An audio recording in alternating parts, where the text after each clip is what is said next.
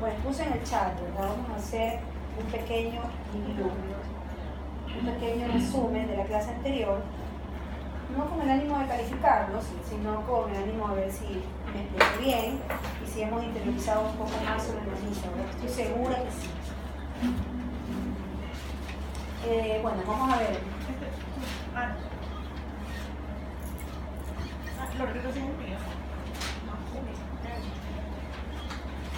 Dice, la primera pregunta, vamos a empezar con la pregunta. ¿Cuál fue el primer sacrificio mencionado en la Biblia? El primer sacrificio de la Biblia. El de Adán y Eva. Perfecto. ¿Quién es el primer sacerdote mencionado en la Biblia?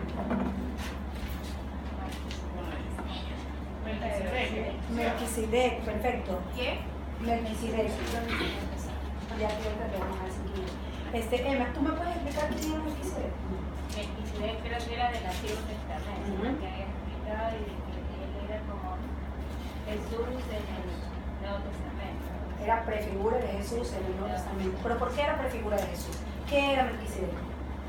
Creo que era un sacerdote y rey. Era sacerdote y rey, que era una mezcla que no es muy común en el Antiguo Testamento. ¿Y por qué más se hacía prefigura de Cristo? Porque él que ofrecía en sacrificio. Algo ofreció él en sacrificio.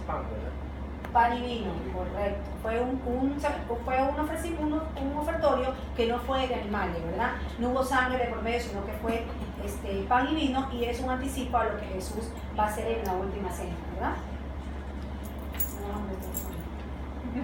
Tercero, ¿cuál fue el motivo original del permiso para salir de Egipto que Moisés pidió al faraón? ¿Cuál fue el pretexto que Moisés, cuál fue el motivo por el que Moisés le pidió al faraón que dejara salir a su pueblo de Egipto? ¿Cuál fue el motivo? Y alabar a su Dios. Porque quería ofrecer sacrificios en el desierto a su Dios, ¿verdad? Ese fue el motivo que hizo que el Señor le dijo a Moisés que le dijera al faraón. ¿Está perdida Lore? Faltó. Sí, yo sé. ¿Qué contenía el arca de la alianza, donde se guardaba el arca cuando Israel se hizo reino? Yo les hablé que hizo una similitud, ¿verdad? Con María, que era el arca de la alianza, el nuevo arca de la alianza, con el arca de la alianza del Antiguo Testamento. ¿Qué tenía el arca de la alianza del Antiguo Testamento? Las tablas. ¿Qué más? El maná. Y la vara de Aarón. Perfecto. ¿Cuáles son los 5 tipos de sacrificios prescritos en el Antiguo Testamento? Esos están textuales en la página.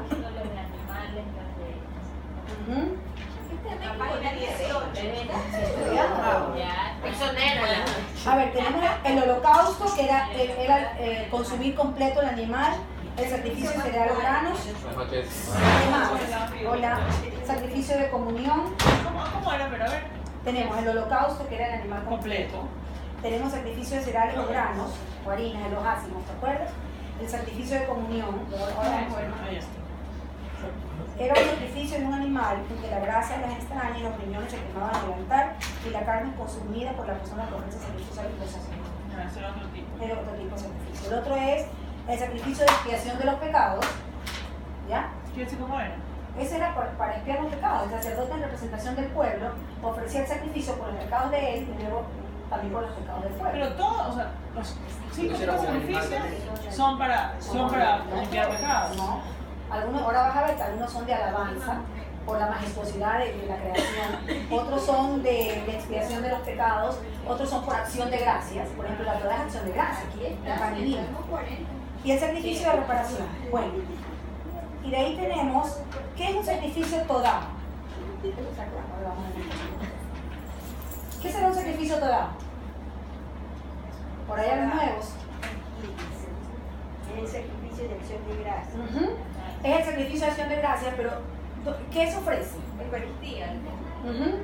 Pan y vino. Pan y vino, correcto, pan y vino. O sea, ese fue el de Melquisedec. Ese fue el de Melquisedec. Fue una sola vez. Fue una sola vez. Él le aparece una sola vez en la Biblia. ¿Y cómo se llama? Todá. T-O-D-A-H. Estábamos en la página, ahorita vamos a empezar el lección. ¿Y a la Eucaristía también se le dice Todá o no?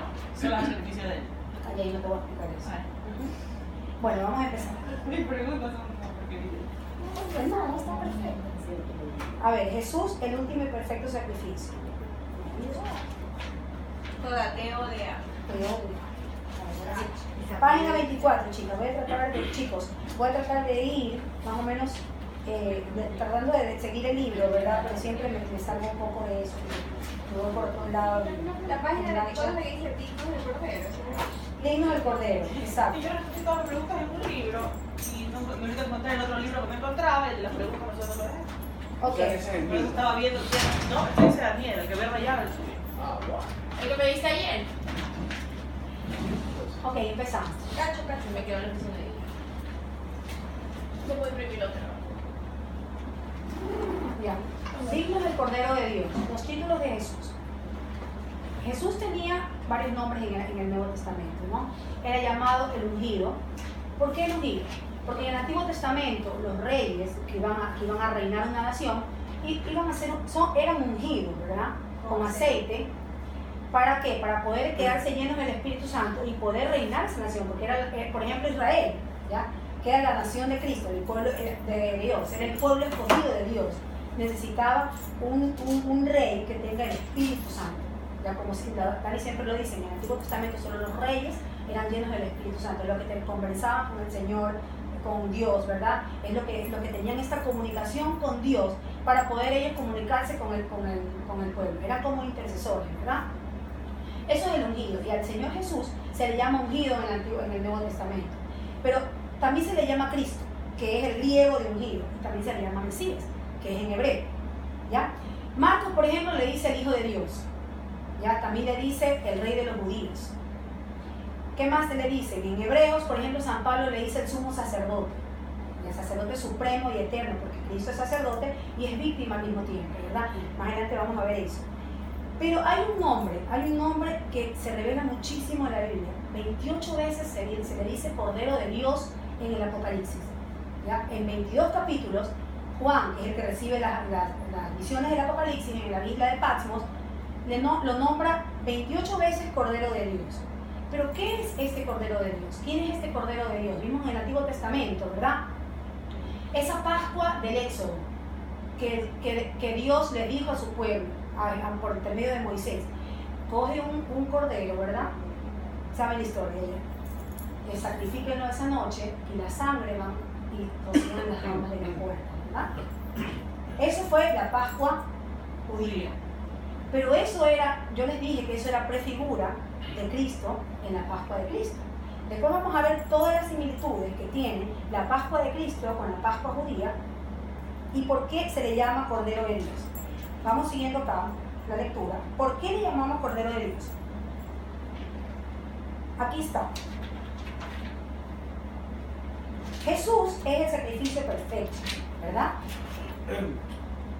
Jesús se ofrece en sacrificio en el Nuevo Testamento, pero quiero ver, aquí el propósito del día va a ser el tratar de entender que todos esos sacrificios del Antiguo Testamento era una preparación para el sacrificio máximo, el único y supremo, que era Cristo en la cruz. Pero miren cómo es la pedagogía de Dios, ¿verdad? Que tiene que explicarles a todos sus hijos del Antiguo Testamento, al pueblo de Israel, esto de los animales, esto de la sangre. Yo les voy a hacer un cuento ahora de Abraham cuando hizo la alianza con Dios, ¿verdad? Le dice el Señor que parta 2 animales, ¿verdad? Por la mitad y deje una mitad frente a la otra. De esa manera, en los tiempos antiguos, ¿no? Antes de Abraham, en las Palestinas antiguas, así se sellaban las alianzas, partiendo dos animales, y esas personas que hacían el pacto pasaban por el medio. Y esto significaba, ¿verdad?, que eso era un juramento, que el animal estaba en lugar de ellos. Es decir, que si yo no cumplo lo que estamos prometiendo en este momento, esta alianza que estamos haciendo en este momento, nos puede suceder, que me suceda, mejor dicho, lo que le sucede a estos animales, ¿verdad? Pero sucedió algo maravilloso. Sobre estas 2 mitades que deberían haber pasado, Dios y Abraham, solamente pasa Dios, como una ráfaga de fuego. Pasa por el centro de los dos animales, y esa es la alianza que hace con el Señor. Le promete a Abraham que él va a tener una tierra que se llama Canaán, que es donde va a vivir toda su descendencia, ¿ya? Él hace esto, solamente Él, es como que dice, firma esta alianza. ¿Por qué? Porque eso significaba que Él, su juramento iba a ser eterno, no le iba a fallar. Y de hecho no fue así, porque los israelitas volvieron a ser infieles después de Abraham, 400 años después, sucedió lo de Moisés, volvieron a ser infieles, ¿verdad? Y el Señor los perdona y sigue con ellos.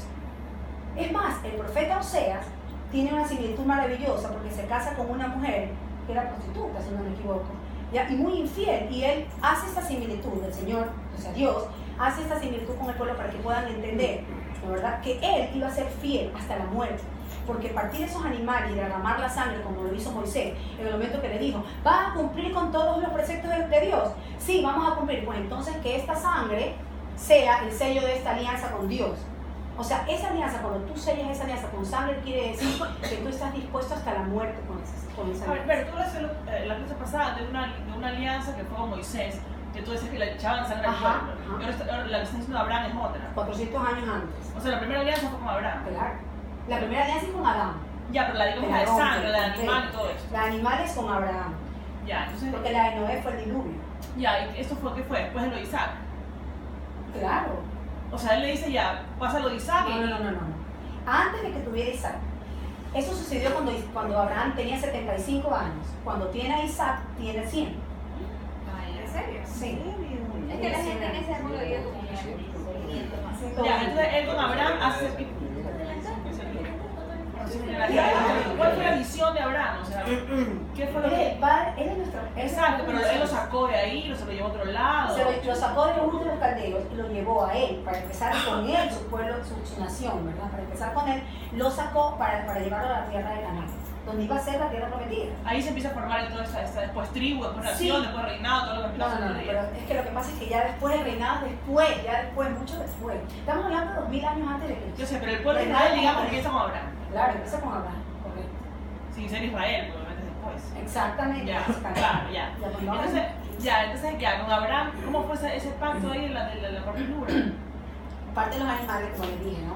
Lo que pasa es que tenemos que entender que el sacrificio del Antiguo Testamento, ¿verdad?, del pueblo de Israel, o sea, tenemos que tratar de meternos en esa era, ¿verdad? Y tenemos que tratar de meternos en esa cultura, porque es algo sumamente lejano a nosotros, ¿ya? En Abraham no habla todavía de pueblo, trata con ellos directamente. La tribu. Luego cuando ya Moisés ya nació. en Israel, con Jacob, ahí empieza a ser Israel. Claro, Y correcto. ahí ya después ya viene todo el Ya vienen ya todos los censo y todo hijos, eso. los 12 hijos que son las 12 tribus de Israel. Pero digamos, con Abraham es como que viene esa como reconciliación, digamos, con la humanidad, esa búsqueda nuevamente de Pero este Dios grupo de es gente. el que busca. Exacto. Siempre Dios, porque miren, la historia del Antiguo Testamento ¿Qué es antes era? es un constante buscar, ¿verdad? Dios los busca a su pueblo. Y es lo que pasa con nosotros.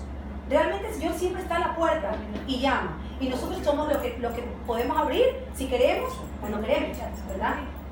A ver, niños, ustedes son como Sí, niños, claro. el chavo y Dámelo después. Ya, entonces el Antiguo Testamento, si ustedes se quieren meter a leer de lleno el Antiguo Testamento, pues eso, caramba. Ustedes tienen que leerlo en códigos de alianzas. ¿Ya? ¿Por qué códigos de alianza? Porque eran unos pueblos idólatras. No existía Dios para ellos. ¿Me explico? Ya, para ellos adoraban vacas, caballos, toros, hacían imágenes. Imagínense que Efeso, que era de Efesios, la carta que escribe Pablo, tenía un templo de una diosa que se llamaba Artemisa, que era la diosa de la fertilidad y que sabe qué rayos más. Pero era un templo majestuoso. Entonces, estos israelitas eran como unos montubios que llegaban así, wow, sí, adoremos, y se olvidaban de las alianzas que habían hecho con Dios Padre. ¿Ya? Entonces se enredaban con estas mujeres que eran idólatras y ahí se hacía un champú otra vez. Por eso que ese pueblo siempre caía en idolatría. Siempre caía en idolatría, porque su fe era una fe infantil. No era una fe como la nuestra. Igual nosotros aún seguimos cayendo, ¿verdad? Y vamos a seguir cayendo, pero nos levantamos y tratamos como que de superarnos nosotros mismos, ¿verdad? Porque ya después llega otra historia, ya tenemos el Espíritu Santo. En ese entonces no está.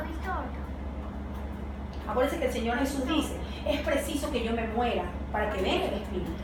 O sea, tiene que venir el Espíritu porque sin el Espíritu, los apóstoles, como Dani lo dice 1000 veces, Ellos se trancaron las puertas literalmente después de la muerte de Jesús. Estaban aterrados. ¿Ustedes saben lo que es? Miren este espectáculo en un cerro, estos 3 seres desangrándose ahí. ¿Ya? Ellos estaban aterrados. El único que permaneció al pie de la cruz fiel fue Juan, al lado de María. Pero los otros, ¿cómo será que Pedro lo amaba al Señor? Y en el momento del terror y del miedo tuvo que negarlo, porque le dio terror. Entonces ellos, después de cuando Jesús murió, se quedaron realmente desolados como ovejas sin pastor. Se encerraron y dijeron, Dios mío, tenemos que esperar lo que nos diga el Señor. Yo imagino que María también los consolaba, ¿no? Porque dice que se quedaron en oración. Le dijeron que no salgan de ahí hasta que no venga el Espíritu Santo. Pero no creas que apareció al día siguiente. Pasaron 40 días, 50 días. 40 días que el Señor estuvo como por la tierra después de resucitado y tuvo 1.000.000 de apariciones con los apóstoles. Ya él compartía el pan y todo. Después de que ya hubo la ascensión, a los 40 días, después de 10 días de la ascensión, es decir, 50 días después de la muerte, ¿verdad? Es cuando ellos reciben el Espíritu Santo. Y ahí entienden realmente y comienzan, perdón, ese es el Pentecostés. Y ahí entienden realmente qué es todo esto que les había pasado. Porque, sí. María siempre fue llena del Espíritu Santo. Toda la vida.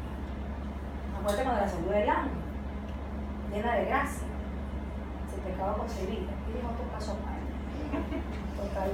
Siempre lo tuvo, Primero, pero en el caso de Pedro, no sé si Pedro debe haber tenido miedo, pero también confusión. Porque cuando a Jesús lo agarran, él salta con la espada y me imagino que era un ejército y él se va con todo al ejército. Por supuesto. Y Jesús lo reprende y le dice, no, tranquiliza, el que hierro mata y hierro muere, creo que le dice.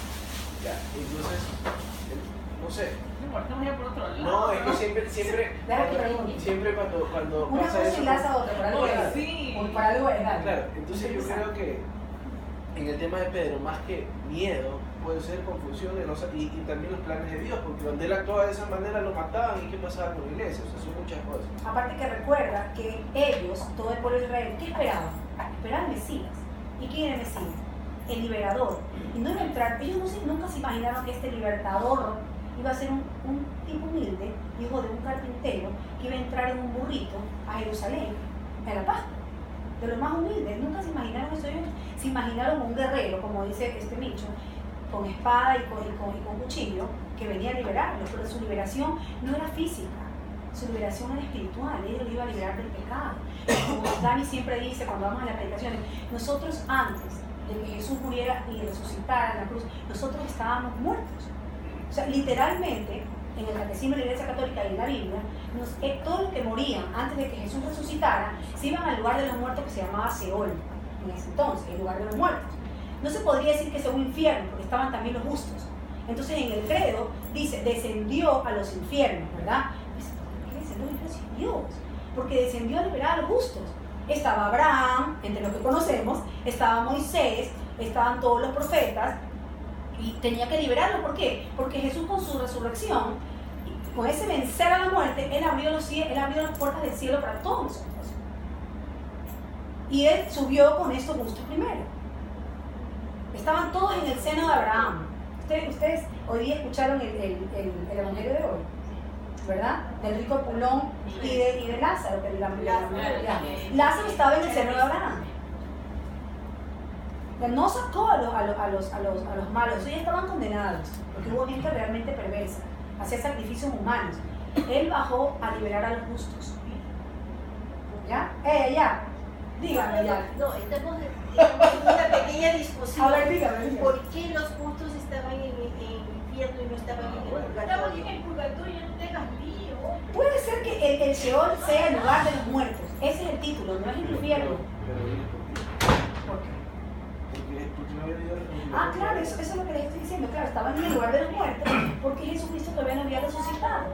Ya no existe el lugar de los muertos. Cuando el Señor resucita, cuando el Señor resucita, ya el lugar de los muertos deja de existir. Hay solamente cielo, infierno y purgatorio. Claro. Igual que luego en la segunda venida no habrá purgatorio, sino solo la Nueva Jerusalén, La Nueva Jerusalén Santa. y el infierno. ¿Y por qué hay purgatorio ahora? Porque no puede entrar nada impuro al cielo. Nosotros tenemos que purificarnos. Así muramos en gracia. Porque podemos morir después de salir de una misa tomando Eucaristía, por decirlo. Nosotros no. En Santa Brida. Pero puede ser que tengan palanca. Ya, pues estamos Pues haciendo nuestra el Señor nos lleva con ese novenaza. abogado. Están Estamos palanqueados. para La Virgencita, los santos, por supuesto. Bueno, entonces, Pero cuando hablamos de la alianza con Abraham fue esta, la que tú dices, la que parte de los la que animales. parte de los animales, Y pasa solamente el Señor. pasa solamente el Señor diciéndome yo me comprometo con mi pueblo. Por eso en el Magnificat, al final del Magnificat, que es el canto de María, el Magnificat es el canto de María, cuando va a visitar a Isabel, María le dice, ¿cómo es? Mi alma canta la grandeza del Señor, el Espíritu Santo de mi Salvador. Y al final dice, tomó de la mano su siervo Israel, acordándose de su misericordia como lo había prometido, en favor de Abraham y de todos sus descendientes para siempre. Porque lo había prometido para siempre, era Claro. una alianza Por eterna. eso te digo, la alianza rana como con Abraham, no con Noé. ¿O sí? Todas son alianzas. Pero como que este pueblo escogido empieza, yo pienso con Abraham, ¿no? Empieza con Abraham, porque con el diluvio se purifica la humanidad. O sea, él estaba cansado de todo el desorden y ahí... Y Noé que se salvó y murió como cojudo, ahí quedó Noé. Noé, No, Pero no tuvo ninguna misión. Murió toda la humanidad y quedó solo Noé. Se llevó Ahí empezaron. Claro, se purgó la humanidad. Acuérdate que el diluvio es un anticipo de bautizo, porque se limpia la humanidad completa y solamente salva a una familia. Estamos hablando de que cada vez que hace una alianza Dios va creciendo. Mira, que Adán y Eva eran dos. Noé, una familia. Abraham, una tribu. Moisés, una nación. David, un reino. Y Jesucristo, la humanidad entera.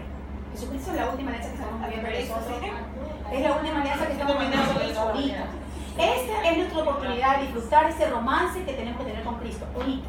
Porque el Señor. Pero Dios- repite las alianzas para que no. A ver, La primera alianza estaba recuérdense que del Antiguo Testamento. Adán y Eva. Ya. Dos chullos. ¿Por qué? Porque ellos son esposos. Esa alianza fue hecha en base a qué. Realmente esa alianza se deriva a todas, porque acuérdate que ellos pecan y se pierden. Pero nunca fue como que vamos a hacer una alianza con ustedes. No, porque el Señor Dios tenía dos planes. Nunca Noé. puede ser este paraíso. ¿Qué? No, Adán y Eva tenían mucho tiempo de un libre albedrío. Y puede ser que ellos lo tradición desde eso lo hicieron. Entonces tú le sacas su ¿verdad? Que es toda la historia prácticamente de la salvación. La historia de la salvación, ¿para dónde empieza? Desde el inicio, cuando la historia de la salvación. ¿Tenés la salvación? Sí. Desde por supuesto, hay un todo evangelio cuando le dice una guarda hasta la cabeza y tú le das la verdad a María. La tercera. María, su descendencia. La tercera es Abraham con la tribu, ¿verdad? A ver, Adán, Noé del diluvio, Abraham con una tribu, Moisés con una nación, David el reino y Jesús la humanidad. Y cada uno tiene un signo y una alianza. Adán y Eva, matrimonio, porque ahí es donde el Señor dice, ¿no? Dejarás a tu padre y a tu madre y te unirás a tu mujer o a tu marido y serán los dos una sola carne, matrimonio. Tenemos Noé, bautizo, porque se purifica la humanidad y solamente queda supuestamente lo justo, ¿no? Después viene Abraham, ¿qué dije yo? Abraham y la tribu. Tribu. Abraham, déjame ver, que esto es una foto que tengo aquí. Adán y Eva, matrimonio. La alianza es... son las alianzas. Son las alianzas. Son las alianzas con las que el Señor Dios se quiere reconciliar con su pueblo, porque el pueblo sigue siendo sumamente infiel. A ver, chicos, aquí está. Adán, marido, matrimonio. Noé, padre, familia. Símbolo, arcoíris. Abraham, jefe, tribu, símbolo, circuncisión. Moisés, juez, nación, símbolo, pacto. David, rey, reino, símbolo, trono. Y Jesucristo, sumo sacerdote, iglesia católica, Eucaristía. Eso tienes que mandarlo al... Sí, ahorita lo mando. ¿Qué es Sí, exacto? ahorita lo mando. Oye, yo tengo una pregunta, ¿por qué es cuando llegas al punto de leer a Abraham, dice que todos, o sea, el tema de la circuncisión es un tema completamente específico? Todos los niños tienen que ser Todos. circuncidados.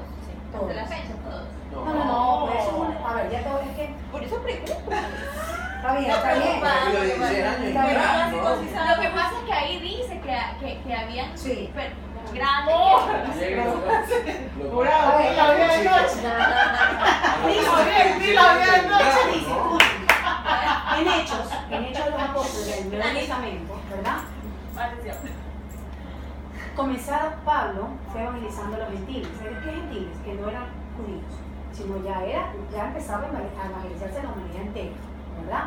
Pablo. Hubo un problema en que si los nuevos cristianos, que no eran judíos, solo los judíos se circuncidaban, solo los judíos. Estos gentiles iban a entrar al cristianismo, pero era necesario que entraran también por el judaísmo para poder ser cristianos, es decir, tenían que circuncidarse para ser cristianos. Ese fue el primer problema en el primer concilio que hubo en Jerusalén, que se llama el Concilio de Jerusalén. Pablo subió, siendo apóstol escogido por el propio Dios, subió hasta Pedro, que era la cabeza, acuérdate que es el primer papa, y ahí tuvieron su concilio, comenzaron a discutir esto, lo otro, circuncisión. Resulta que decidieron que no era necesario la circuncisión, porque lo que realmente quiere Dios es la circuncisión del corazón, porque no sirve de nada que cortes un pellejo, o sea, literalmente lo dice la Biblia, tienes que recortar un pedazo del prepucio, eso es la circuncisión. No era necesario eso fue en el Antiguo Testamento, porque el Antiguo Testamento es pedagógico, porque Dios trata de llevar a este pueblo, de verdad que el idólatra, tratar de llevarlo por el buen camino, por eso le da las leyes en las tablas de la ley, que finalmente en el Nuevo Testamento, ¿qué dice Juan? Moisés trajo las leyes, pero Jesucristo trae la gracia. ¿Para qué? Para que tú las puedas cumplir, porque en el Antiguo Testamento eran leyes tan rígidas que ellos, sin el Espíritu Santo, es imposible. O sea, hasta la fecha con el Espíritu Santo se nos hace imposible, se nos hace difícil cumplir los preceptos de Dios. ¿Me explico? Entonces ahí decidieron que no era necesaria la circuncisión. Eso es una alianza judía, es una costumbre judía. Los judíos se hacen circuncisión. Literalmente no sé. Me imagino que sí, me imagino que los judíos bien fieles tienen que hacerse la circuncisión. Acuérdense que ellos no creen en Cristo. Para ellos Cristo no, ellos siguen esperando al Mesías. Nadie está en su vida. Listo, sigamos. ¿Estamos bien? Ok. Son 6 alianzas. Ya, ¿copiaron chicos las alianzas? Ya. Sí. Pero tienes que mandar eso del alcohol. Yo te la paso después. Sí, ahorita lo pasé en este momento. Pero no tiene que ver las alianzas con los sacramentos.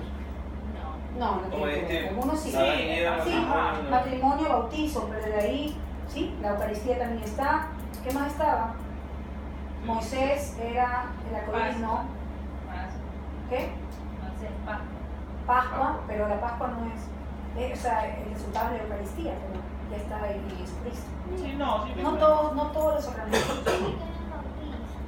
Tú estás en el chat de Del cielo y la tierra. del cielo y la tierra. Yo te meto y ahí lo ves. Ok, sigamos. ¿Cuánto queda ciudad? Vamos a ver. ¿Se acuerdan que la semana pasada les hablé sobre el Ve acá copiar entonces. les hablé sobre el sacrificio de Isaac, ¿verdad?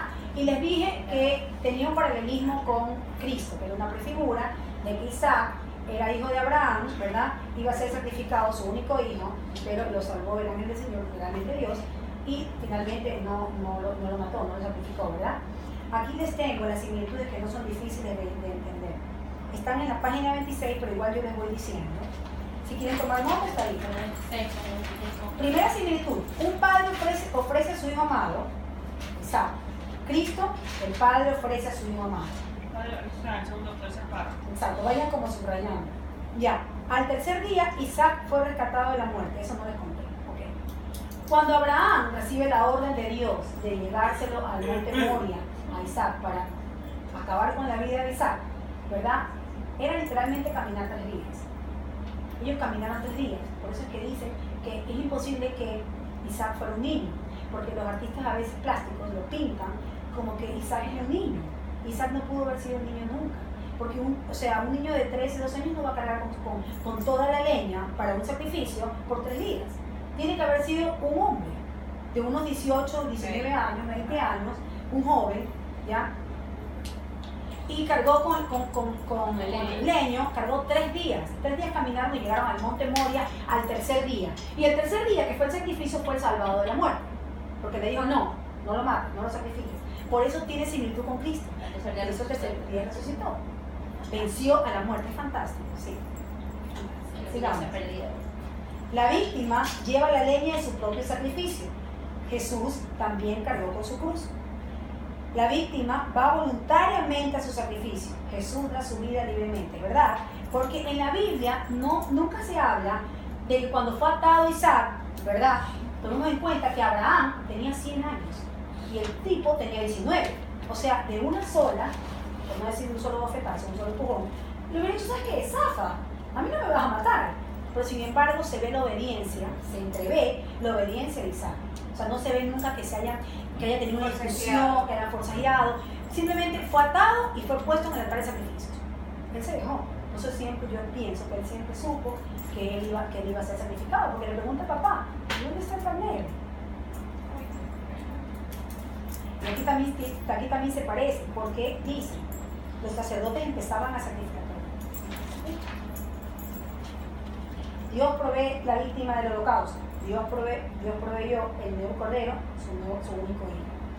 El carnero con sus cuernos enredados en el zarzal, corona de espinas. ¿Okay? Cuando el ángel del Señor le dice, no lo mates, no lo sacrifiques, Abraham ve a un lado y ve un carnero enredado entre unas zarzas, en los cuernos, tal cual como la corona de espinas de Cristo. Pues todo tiene una prefigura, ¿sí ven? Todo. El que resucitó al tercer día fue salvado de la muerte. Jesucristo al tercer día venció la muerte. La corona de espinas. ¿Qué más? El entregarse voluntariamente. Mi Padre me ama. ¿Por qué? Porque yo no entrego la vida, ni nadie me la quita. Yo la entrego porque tengo el poder de darla y de recuperarla. Mira qué poder, qué maravilla, ¿no? Tengo el poder de darla y de recuperarla. A él nadie lo obligó. Nadie, o sea, cuando lo fueron a agarrar, como les conté la vez pasada, en el monte de Getsemaní, ellos iban con palos, con todas las armas, los soldados. Y él dijo, pues si me han visto todos los días en las plazas predicando, yo no voy a huir, aquí estoy. De hecho, él se estaba orando porque él ya veía que llegaba el momento de su muerte, ¿verdad? Ok, tenemos la última que dice, el sacrificio se realiza en el monte Moria, ¿no? Y el Gólgota, miren este similitud maravilloso. El monte Moria, ¿verdad? Fue donde se iba a sacrificar a Isaac. Más adelante, no todavía cuando nace Jesús, pero más adelante, Salomón edifica el templo donde se iban a hacer los eternos sacrificios, porque hicieron un montón, hasta que Jesús nació y creció y murió, y después se deshizo del templo, lo destruyeron en el año 70 después de Cristo. Todos los sacrificios fueron hechos en el monte Moria, en el templo, porque el templo fue edificado en el monte Moria. Y más adelante, cuando Jesús muere en la cruz del Gólgota, el Gólgota era una montaña justamente de la ¿cómo se dice? De la cadena montañosa del monte Moria, donde iba a ser sacrificado Isaac. Entonces, todo esto es, para los exégetas, son los que estudian las escrituras a fondo, inspiradas por el Espíritu Santo. Todas estas similitudes comenzaron a ver, ¿no? de Cristo. Pero no solamente eso, también ya, ¿cómo vemos a Cristo? ¿Cómo ustedes creen que empezaron a ver a Cristo como un sacrificio? Porque en el momento en que los soldados lo agarran, lo matan horriblemente en la cruz, ¿verdad? Ellos simplemente estaban matando a un hombre. Era para ellos la muerte de un malandro, de un mago, yo qué sé. En ese tiempo morían en la cruz los malditos. Los malditos morían en la cruz. Y eran expuestos en las puertas de las entradas de los pueblos, de las ciudades. Ya estaban en las cruces con estas personas desangrándose por horas. Pero antes de que sean desangrados por horas en la cruz, los desgarraban con la flagelación, ¿verdad? Yo les explicaba la vez pasada que los látigos eran hechos de cuero, ¿verdad? Y en las puntas tenían unas bolas de metal, algunos, otras eran con pedazos de huesos de animales, cosa que cuando le daban, ¿no, verdad? Es como que se enganchaban y desgarraban la piel, ¿verdad? Eso sale en la película, pero la pasión de la pasión. Eso sale en la pasión de Gibson. Entonces, una vez que lo flagelaban, lo ponían ya lo clavaban en la cruz, ¿verdad? Y estar en la cruz, tenían que estar en una posición elevada, porque si él dejaba de vencer su cuerpo, literalmente se moría asfixiado. Por eso cuando él ya no puede más y dice, en tus manos entrego mi espíritu, el Padre, él se deja caer, porque sabe que en ese momento ya iba a morir, no soportaba más. Le quebraron las rodillas. A eso voy. En el momento en que ya se comienzan a desangrar, ¿verdad? Todo este caminar terrible y cruel. ¿Por qué la flagelación? Porque aceleraban ese proceso de muerte. Porque acuérdense que esta muerte era en Pascua, que ya vamos a ver por qué es en Pascua. Era en Pascua. Entonces esos cuerpos no se podían quedar ahí eternamente, porque algunos eran resistentes, pues eran tipos de 30 años, 35 años, eran literalmente, estaban en toda la flor de la vida. Pero no todos los flagelaban así como los flagelaron a Jesús. Mira, los judíos tenían una ley.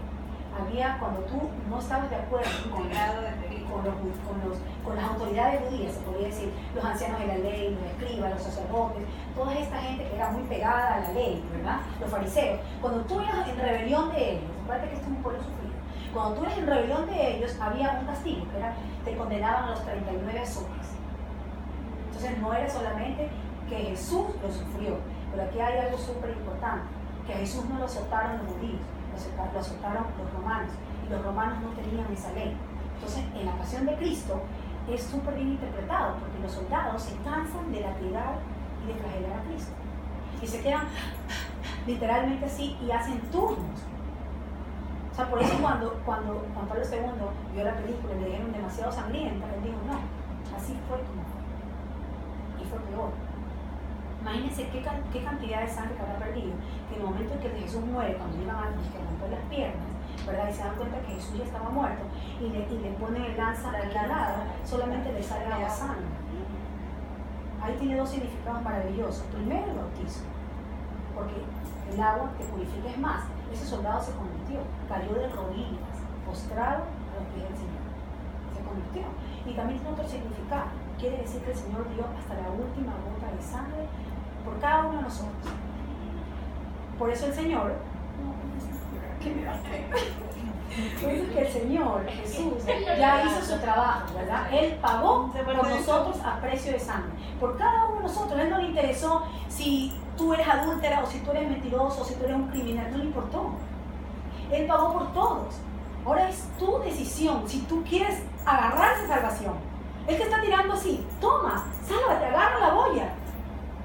Por eso San Agustín tiene una frase hermosa que dice, el que te creó sin ti, no puede salvarte sin ti. Si tú no le dices al Señor, Señor, aquí estoy, toma mi corazón, toma mi vida, te lo ofrezco por completo, creo en ti. Y no me va a dar vergüenza decirlo delante de quien sea, y persignarme y santiguarme delante de quien sea, y defenderte, y con lo poco que sea humildemente voy a hacer mi apologética defendiéndote siempre en todo momento. Porque Él ya pagó por nosotros. Hasta la última gota de sangre. San Pablo lo dice. Ustedes tienen que dar gloria a Dios con todos los sentidos de su vida.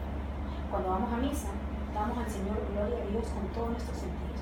En la misa olemos nuestros inciensos, degustamos la Eucaristía, lo que podemos degustar, escuchamos cantos, escuchamos la escritura, vemos, sentimos, damos gloria a Dios con todos nuestros sentidos en la misa. Y ustedes no se imaginan la cantidad de gracias que nosotros recibimos en la misa. Indiferentemente si puedes acercarte a la Eucaristía o no, es el simple hecho de atravesar el umbral de ese edificio, que es la iglesia, que es el templo, tú ya te sientas y comienzas a recibir gracias, el cielo se abre y se traen las gracias infinitas. Los santos tienen muchas visiones, algunos son místicos y tienen refranes muy hermosos de lo que significa la misa. Si nosotros pudiéramos entender realmente el sacrificio que se vive en la misa, no nos perderíamos ni uno, haríamos lo imposible por ir todos los días. Eso es San Pío, lo que he dicho. Haríamos hasta lo imposible. Entonces, el propósito de hoy día de la clase es entender que ese sacrificio que se hizo en el Antiguo Testamento de animalitos, el Señor lo convierte en el sacrificio perfecto, único, y una sola vez en la vida para siempre, ¿verdad? Es un sacrificio incruento. ¿Qué es incruento? Que no es con sangre, no ves tu sangre, ¿verdad? Pero Él está siempre en ese sacrificio, ahí en el altar, frente a tus ojos. Se entrega, no se entrega todos los días, no es algo que se repite cada rato, que todos los días que vas a la misa muere, no. Es representado, es decir, está presente siempre, porque el Señor, Dios, es omnipresente, no hay tiempo para Él, ¿verdad? No hay tiempo ni espacio, Él está a todos lados, Él lo ocupa todo, su gloria lo ocupa todo. Entonces es algo que está representado, es decir, raya presentado porque está presentado todo el tiempo, no porque está representando a, porque el Señor Jesús está en la Eucaristía. Él no dijo en la última cena, esto simboliza mi cuerpo o esto simboliza mi sangre. Él dijo, este es mi cuerpo, este es el carne de mi sangre. Cada vez que ustedes celebren esto, háganlo con emoción. Por eso el sacerdote levanta, usted dice, anunciamos tu muerte, proclamamos tu resurrección. Vence en Jesús. Ok, sigamos. El domingo lo grito. El domingo lo grito. Ok, sigamos. Vamos por la página. Jesús es el Cordero Pascual. Tenemos. Hacemos la comparación, lo que les dije hace un rato, de la Pascua de Cristo y la Pascua judía.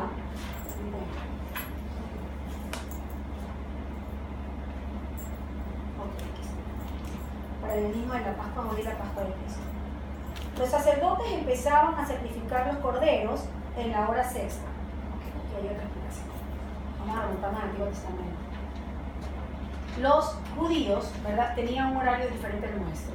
Para ellos el día empezaba a las 6 de la mañana. Es decir, que a las 6 de la mañana, si tú te vas a las 9 de la mañana, es la hora tercera. Si tú te vas a las 12 del día, es la hora sexta. Si tú te vas a las 3 de la tarde, como murió Jesús, es la hora novena. Los judíos, los israelitas, tenían una manera diferente de llevar el horario, el tiempo. Empezaba desde las 6 de la mañana, ¿verdad?, la hora 1. A las 9, la hora 1. A las 9, la hora tercera. A las 12, la hora sexta. Y a las 3 de la tarde, la hora novena. ¿Ok? Así era, ellos tenían así su horario. Pero ¿por qué Juan es el único que pone esto de la hora sexta? ¿Por qué?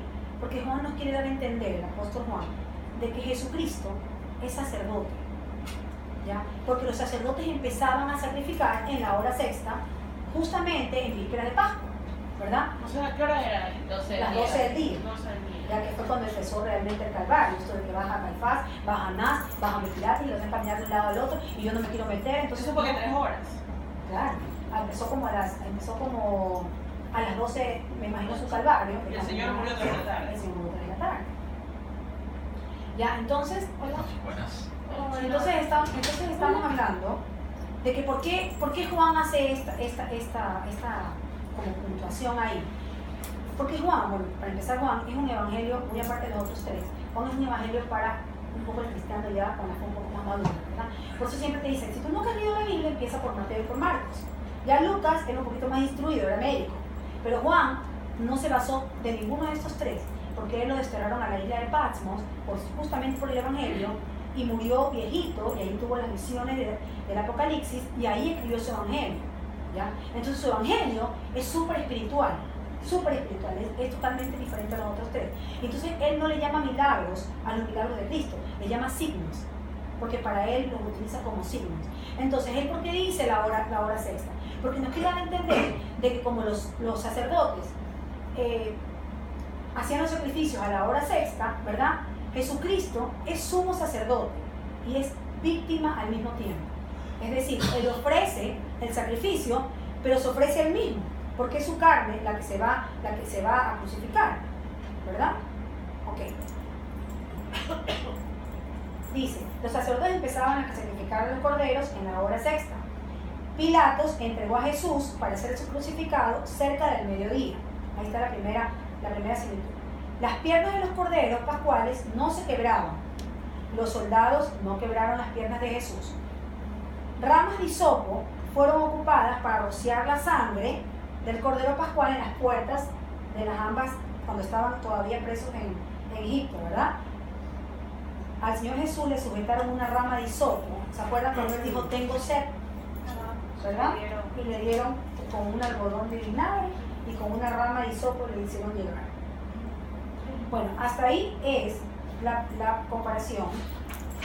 Pero eso que sí, una pregunta creo que Sí, pendeja. Ya, es que las similitudes, los paralelismos, como les dicen, siempre son con Moisés, con Isaac y con... Ahorita sí. O sea, con Moisés, con Abraham y con Melquisedec. Con Melquisedec, claro. Pero ahorita esas tres similitudes que yo saqué, del Antiguo Testamento, Fue con más personas, con más. es porque quiero que estas me sirvan para el sacrificio pascual Ya. de Cristo. O sea que sí hay con otros O episodios, sea, digamos. es una comparación también del pueblo de Dios con Pero ese es el pueblo de Israel con, Porque, claro, no específicamente con Cristo, pero Claro. siempre hay estas similitudes. con Cristo básicamente es con Abraham y Con Abraham, claro, pero con lo que es la Eucaristía. como dice, exacto. Por el sacrificio, Exacto. porque tenemos que entender por qué este curso, este taller está hecho tan así, dos clases sobre el sacrificio, dos clases sobre, porque tenemos que entender lo que sucede en la misa en el momento de la consagración. En el momento de la consagración, el sacerdote dice, ¿no? Pone las manos y a veces, santo eres, en verdad, Señor, santifico estos dones. En ese momento, nosotros tenemos que estar de rodillas, ¿por qué? Porque es una reverencia, el Señor está ahí. En ese momento hay invocación del Espíritu Santo, los cielos se abren, nosotros no lo vemos, ¿me explico? Pero el Señor está en ese momento ahí. Y cuando Él te levanta, el sacerdote levanta la hostia y dice, este es el Cordero de Dios, que quita el pecado del mundo, Él ya está en Cristo, porque eso ya es una hostia funcional, se llama transustanciación, ¿ok? No es que simboliza, es el cuerpo y la sangre de Cristo realmente. Entonces por eso quiero dejar sentado bien lo del sacrificio del Antiguo Testamento, porque el Cordero Pascual es realmente Cristo. Si tú ves las similitudes, la sangre del Cordero Pascual que Dios le dijo a Moisés que salvaba a los israelitas, es la sangre de Cristo que nos libera a nosotros de la esclavitud del pecado. ¿Por qué? Porque abre los cielos para nosotros. Antes de que Jesús muera y resucite, estábamos literalmente muertos. Ahorita nosotros no moríamos si Jesús no hubiera venido y nos fuéramos al lugar de los muertos. No hubiera cielo para nosotros, no hubiera esperanza. ¿Qué es el lugar de los muertos? Es ausencia de Dios. No lo veamos como que el demonio está ahí con cachos y todo. Esos eran los condenados ya, porque de verdad eran realmente malos, ¿verdad? Los que realmente se portan mal. El que mata, el que roba, todos los realmente malos, ¿verdad? Pero el que muere en gracia, pero que ha pecado, porque todos somos pecadores, ve una luz al final del túnel. Y es Cristo.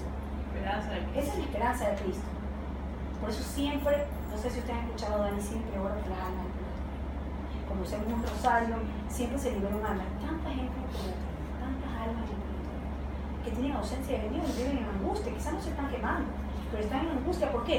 Porque sienten que la presencia de Dios está ahí, por eso lo pueden ver. Claro, Imagínense qué desesperación. Dice que nosotros aquí, Eso era un libro que me leí de Exacto. Santa Teresa, dice que nosotros aquí, como que creemos en Dios, intentamos creer en Dios, porque en el purgatorio ya realmente ves su gloria. Entonces que no te importa si te quemas, si no te quemas, no te interesa. Que tu castigo es ya ver la presencia de Dios ahí, verlo en realidad, sentirlo en realidad y no poder tenerlo al lado. Exactamente. Y no pueden ya orar por ellos, sino que nosotros tenemos que orar por Exactamente. Ellos no pueden hacer nada por ellos mismos. ellos. Por eso nuestra salvación se la gana aquí. Y ahorita me acabas de abrir una puerta que quería decir. Dice uno de los santos que más vale una misa celebrada en vida que 1000 después de muertos. Porque cuando tú vas a la misa, por decirte, puedes estar en la misa, Dios no quiera hacerte un cargo, ¿verdad? Tú en ese momento recibiste las gracias de la misa. La recibiste tú, en cuerpo y alma. Tú pudiste haber hecho, tú hiciste algo por ti, por tu vida. Porque cuando mueres realmente, ¿qué te llevas al cielo? Métele Santa Mónica. Ah, sí. Porque cuando mueres realmente, ¿qué te llevas al cielo? No te llevas nada, te llevas solamente las obras que hiciste por Dios y por tus hermanos. ¿Qué le vas a presentar al Señor? Yo humildemente mi corazón. Señor, esto es lo que tengo. Aquí está. No tengo nada más que darte. Y yo sé que al Señor no le interesa nada más que eso. Porque Él se entregó completo, ¿verdad? Y Él quiere esa misma entrega de nosotros. Esa misma entrega completa, para siempre. Es lo que hacen los enfermos cuando ya se han empezado a morir, les dan un consuelo, como que les dan la gracia, como que... La Santa Célula es como que cuando están enfermitos ya a punto de morir. No necesariamente, pero es como una reconciliación. Como que te vuelvo a ponerle gracia para que si te pasa algo, puedas ir al cielo. De hecho, cuando alguien muere, por ejemplo, tú presencias un accidente, Dios no lo permita, esa persona está muriendo, tú le puedes dar esa persona. ¿Cómo? Le dices, tú crees en Jesucristo, como la película. Tienes que creerlo, ¿por qué? Porque San Te Pablo arrepientes de tu pecado. porque San Sí, Pablo eres dice, Cristo, San Pablo sí. dice en la carta a los romanos, si tú crees en tu corazón que Dios lo resucitó a Jesús en el tercer día y tú proclamas con tu boca que Jesús es el Señor, tú te salvas.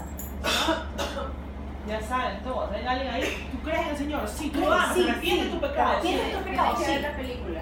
¿Cómo se llama? Yo dije, puta, Película.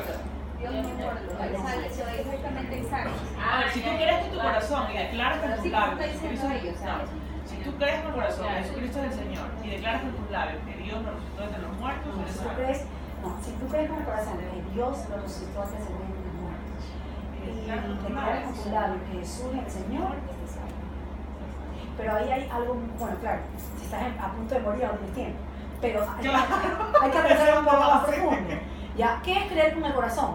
Ahí hay una clave. Creer con el corazón es todo lo que profesamos en el credo. Y si tú profesas en el credo todo lo que recitas en el credo, quiere decir que tú estás de acuerdo con ese credo.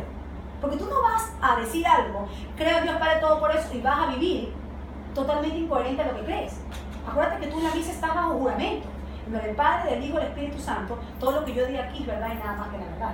Entonces, si yo profeso el credo, ¿no es verdad? Yo no voy a actuar, o sea, es ilógico que yo diga que creo en Dios Padre y de pronto, o sea, tener una vida incoherente. O sea, creer con el corazón te lleva a la obra. Claro, por ejemplo, si me estoy muriendo y no hay nadie que me diga, tú crees que yo puedo decir antes de morirme, yo creo que el Señor. Pero por supuesto, porque Claro, porque tú eres claro, cristiana, claro. claro. No digo, Pero yo ojalá Dios no quiera, estoy solita. no, no estoy solita. Grítalo ahí. Ya, muy bien. Claro, Yo último suspiro. No tiene nada que ver. O sea, los que no creen en Dios son los ateos, creo yo. Ajá. En este caso sería para los ateos, porque los cristianos evangélicos se creen en Dios. Sí. Pero, ¿cuál era eso? No tiene nada que ver. Es para específicamente la gente que no cree en Dios. Es para la gente que no cree en Dios. Mira, Pero sabes que hay un Pero dicho cualquier súper- persona. hay un dicho súper que me da risa, súper chistoso, que dice, todo el mundo es ateo hasta que el taxista no puede entrar a la calle. O sea, es verdad. O sea, todo el mundo es ateo mientras no estés en un Peligro. problema, en un peligro, en una cosa tenaz que tú comienzas. Yo me acuerdo que Toño tenía un jefe que era ateo, que es alemán. Entonces, cuando la esposa se enfermó de cáncer, le dijo, bueno, ¿sabes qué? Rézale a tu Dios por si acaso. O sea, para que veas. Eso quiere decir que hasta el ateo más hacerlo, los alemanes somos super ateos, ¿verdad? Queda todavía una esperanza porque nuestro corazón, nosotros somos creados por Dios y nuestro corazón siempre va a tender a Cristo. Siempre va a tender a ese amor. Es que Él nos atrae, porque cuando Él se levantó sobre la tierra va a traer a todos hacia mí. Es que Él nos atrae, ese magnetismo de Dios. Es así como somos seres con tendencia a la concupiscencia, que es al mal. También somos criaturas creadas por Dios. Y siempre vamos a atender a nuestro Padre. Porque Él siempre nos va a traer, siempre va a quedar un ápice por muy ateo que seas. Siempre lo vas a ver ese ateo de pronto, bueno, si existe Dios, si tú existes, o sea, pucha, es milagro. Pero algo habrá. ¿Sí me explico? Por mucha esa gente que no, que dice que yo sí oro, pero tratan de hacerse como los que no, yo no soy. No me quiero poner una etiqueta, no me quiero poner un título. No quiero ser cristiano católico porque los cristianos católicos son muy, ¿cómo se dice? Fanáticos. Son llenos de cosas, llenos de tonteras, pero sabes que no. Ahora que te das cuenta realmente que tú puedes adorar al Señor con todos tus sentidos, no es una tontera. Que te santigues, que cuando pases por un sagrario, porque es respeto. No es una tontera que tú pases por una iglesia y te santigues. No es una tontera que tú le des la bendición a tus hijos. No es una tontera. Eso es real. Tú le estás dando la bendición a tus hijos. ¿Por qué? Porque tú crees en Dios. Y tú crees y se lo estás confiando. O sea, no es tontería. No es que si yo cojo el agua bendita en mi vecino, ¿qué crees que te va a hacer algo? No, eso tiene sentido. Por supuesto, y está sellándote con el agua bendita. El agua bendita está bendecida por un sacerdote. Un sacerdote es un hijo. Es un hijo predilecto del Señor, es escogido. Por mucho de que sea pecador, todo lo que tú quieras. En el momento que está en el altar y levanta la hostia consagrada, el cuerpo del Señor, Él está en persona en Cristo. Él es Cristo. No te fijes en los pecados de ese hombre. El Señor verá cómo lo juzga. Como nos va a juzgar a todos. Porque nosotros no somos santos. ¿Quiénes somos para tirar la primera piedra? Nadie. Todos se fueron cuando le dijeron, a ver, lance pues el que no cometió pecado de la primera piedra a la adúltera. ¿Quién es eso? ¿Cómo le están botando la piedrita al disimulo? Porque nadie fue capaz. Porque todos somos pecadores. Pero no podemos tampoco juzgar a un sacerdote. Por un sacerdote no podemos jugar a toda la iglesia. Ni podemos vivir resentidos ni peleados con la iglesia completa. Porque ¿saben qué?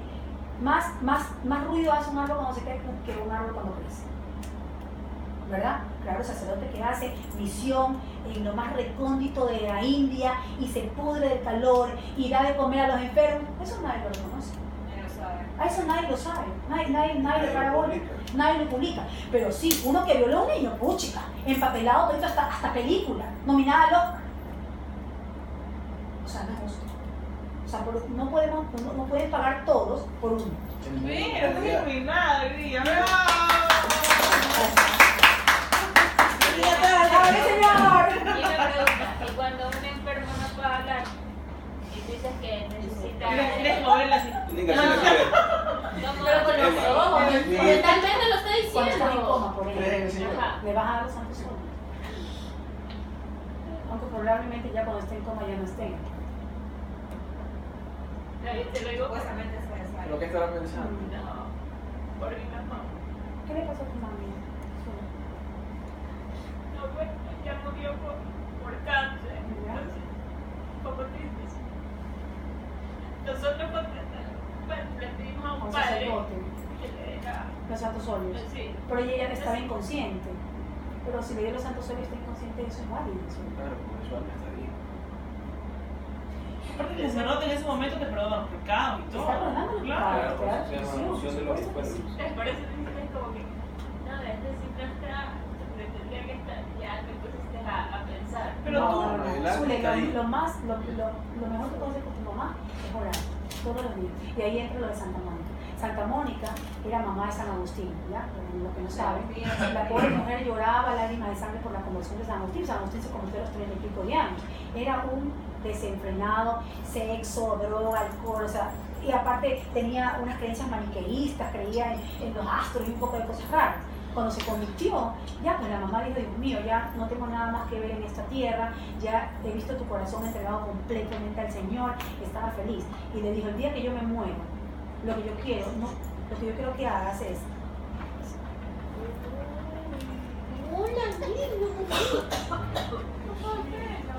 le dice, cuando yo muera, hijito, con este cuerpo puedes hacer lo que tú quieras, ir a donde te dé la gana, en una fosa común, no me importa. Te quiero a ti arrodillado en los altares orando por mi alma, porque es lo único que se va. El cuerpo se queda aquí. ¿De qué nos sirve la queratina, las cosas que le ponemos en la cara? No sirve de absolutamente nada.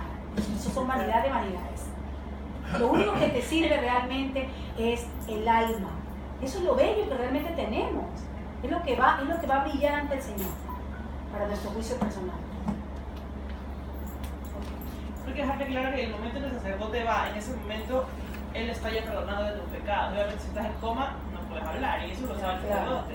Pero ahí está perdonado sus pecados. Claro que sí, ten la plena Claro, y confianza. Es un tu sacramento. mami lo tuvo, mucha gente muere. Es un sacramento.